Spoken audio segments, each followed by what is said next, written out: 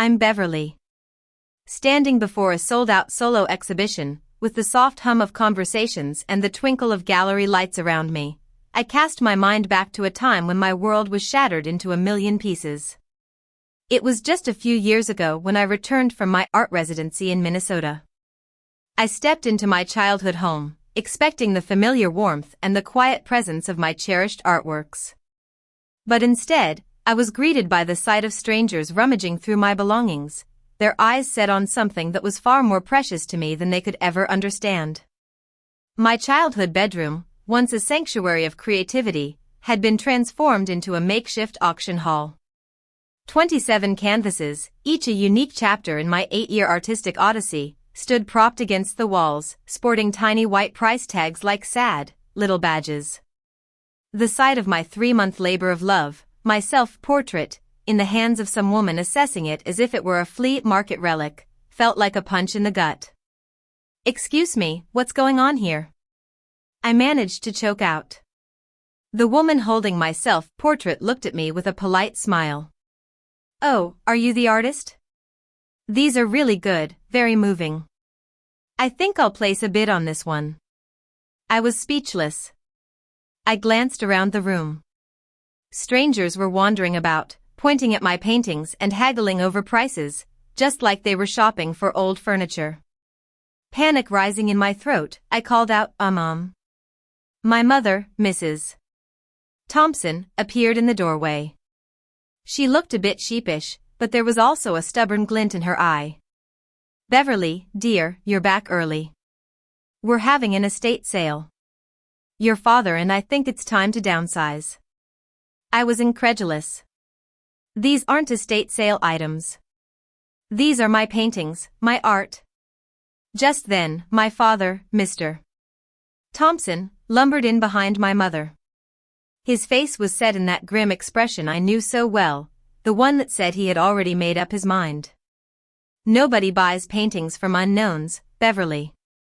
We need real money, not these hobby projects taking up space." His words hit me like a sledgehammer. Hobby projects? Dad, these paintings are my portfolio, my future. My mother stepped forward, her voice taking on that patronizing tone she reserved for when she thought I was being naive. "Beverly, it's time you got a real job. You're 28 years old. You can't live in a fantasy world forever." "A fantasy? Mom, I just came back from a month-long art residency. I was chosen from over 600 applicants." I retorted. My father scoffed, "Chosen to do what? Paint more pictures that no one wants?" I scanned the room, my eyes lingering on each of my creations. There were the paintings I made during the darkest days of my life, the ones that captured my greatest moments of joy, and the breakthrough pieces that marked my growth as an artist. There was the portrait of my grandfather's fishing boots, which had won a local art competition, the abstract series I created after my dog passed away, and the urban landscape that had been showcased in a small town gallery. "How much are you selling them for?" I asked, my voice barely more than a whisper. "We're starting the bids at $50 each," my father said, puffing out his chest as if he were doing me a favor. "We should get at least a few hundred for the lot." I was aghast. 8 years of my life, reduced to a starting bid of $50 each. The gallery that showed my urban landscape last year sold 3 pieces for $2,500 each, I said quietly. My father snorted again, "Yeah, right. If that were true, you'd have money instead of living in our basement." "I live in the basement because I'm saving up to rent a proper studio," I shot back. My mother rolled her eyes. "You live in the basement because you're 28 with no real job and no prospects." "I'm trying to build a career in art," I cried. But they wouldn't listen. That's when I noticed it, in the far corner, wrapped in brown paper. It was the painting I'd been working on for 2 years, the centerpiece of the portfolio I planned to submit to art school. "That one's not for sale," I said firmly, pointing at the wrapped canvas. "Everything's for sale," my father replied. "We're decluttering." My mother chimed in, "That's just another hobby project taking up space." Beverly, we're trying to help you. This is an intervention. I couldn't bear to watch any longer. I need some air, I mumbled and rushed out of the house. I sat in my car, the engine off, and watched as strangers carried my life's work out of my childhood home, probably to be hung in the most mundane of places or left to gather dust in an attic. Then, I remembered. There was someone who believed in me, someone who saw the potential in my art. I took a deep breath and dialed the number. Ms. Harper, it's Beverly Thompson. Are you still interested in representing me? Ms. Harper ran the most prestigious contemporary art gallery in the city. She had approached me after my last group exhibition, but I had been hesitant to sign with such a high-end place. Beverly, of course I'm still interested. Have you made a decision? I swallowed hard. Before I decide, how much would you estimate my current portfolio to be worth? There was a brief pause on the other end. Well, based on what I saw at your last show and assuming you've maintained the same level of quality, I'd say your existing portfolio is worth between $100,000 and $150,000. I closed my eyes, fighting back tears. My family is auctioning off my paintings right now. They're starting each bid at $50. The silence on the line was deafening. They're doing what? Get in your car right now and come to my gallery.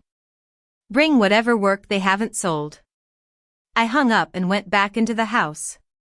The auction was nearly over. Most of my paintings were gone. The woman who had the self-portrait won it for $85.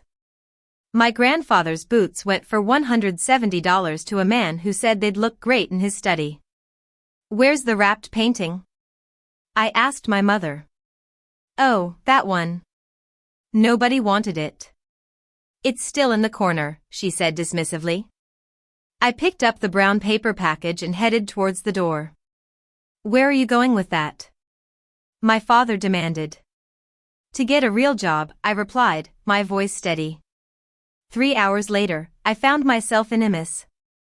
Harper's immaculate white gallery. As I unwrapped the painting, her reaction was immediate.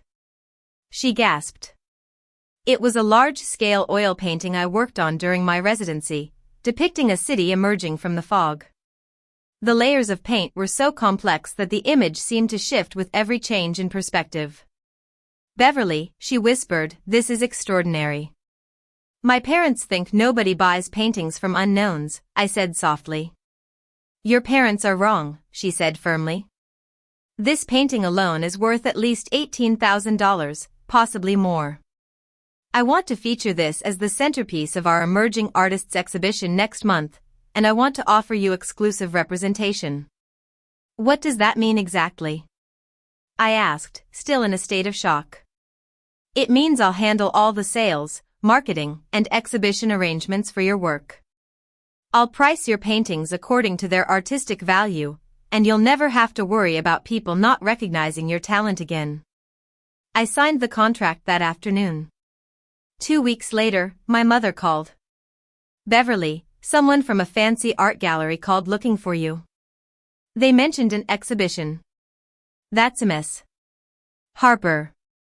She's my art dealer, I replied. You're what? She represents my work professionally, I explained. My mother was quiet for a moment. How much does she sell your paintings for? My new pieces start at $10,000. What about the painting that almost sold for $50? She's asking $18,000 for it. I heard the phone drop on my mother's end. When she picked it up again, her voice was trembling. $18,000? For one painting? Yes, and there have already been 4 serious inquiries, I said. Beverly, we had no idea. No, you didn't. You thought that because you didn't understand my art, it had no value.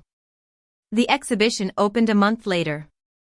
New Visions in Urban Art featured works from 12 artists, but my centerpiece was right there in the main hall, bathed in a spotlight and displayed on its own wall. The opening night was a huge success. The gallery was packed with collectors, critics, and fellow artists.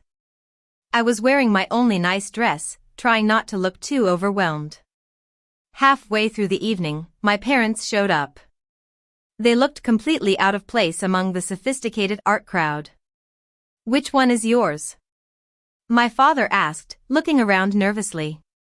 I led them to the main wall where my painting hung, with a small placard that read, "Beverly Thompson, Urban Awakening, oil on canvas, $18,000. My father stared at the price tag for what felt like an eternity. $18,000? That's the asking price. Ms. Harper thinks it might go higher with some bidding, I said. My mother was reading the artist statement. "It says here you spent 2 years on this painting." "Yes," I replied. "And that it represents your artistic growth during a challenging period." "That's right." Just then, a well-dressed couple approached us. Ms. Harper was with them. "Beverly, I'd like you to meet the Johnsons. They're very interested in your work." Mrs.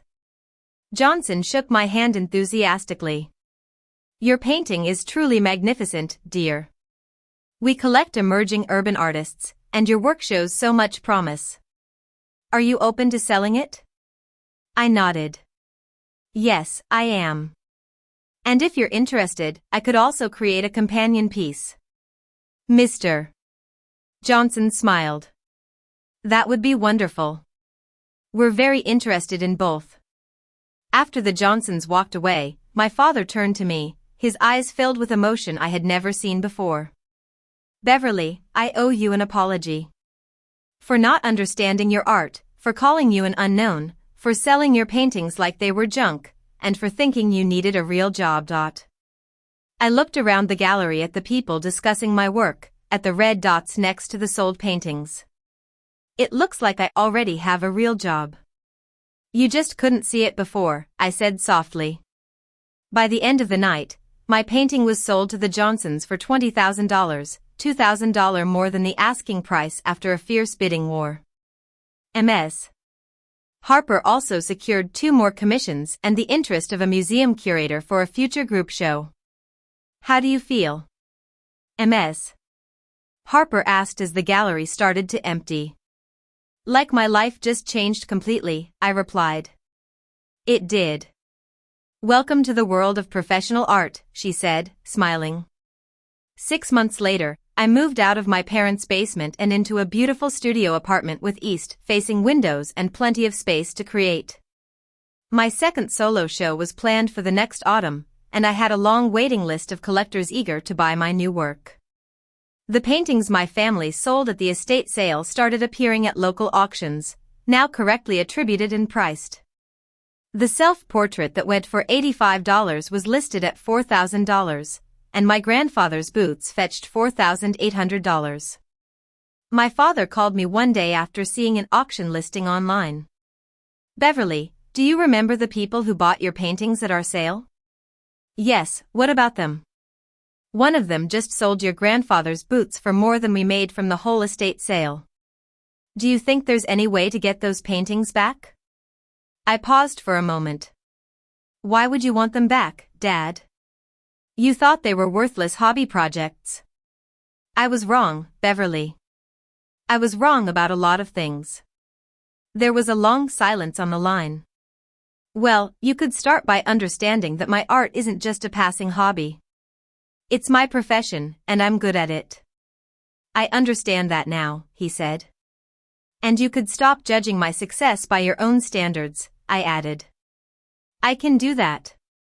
And maybe you could come to my next gallery opening and try to really understand what I do," I suggested. "I'd like that very much," my father replied. 2 years later, my paintings were selling for $30,000 each.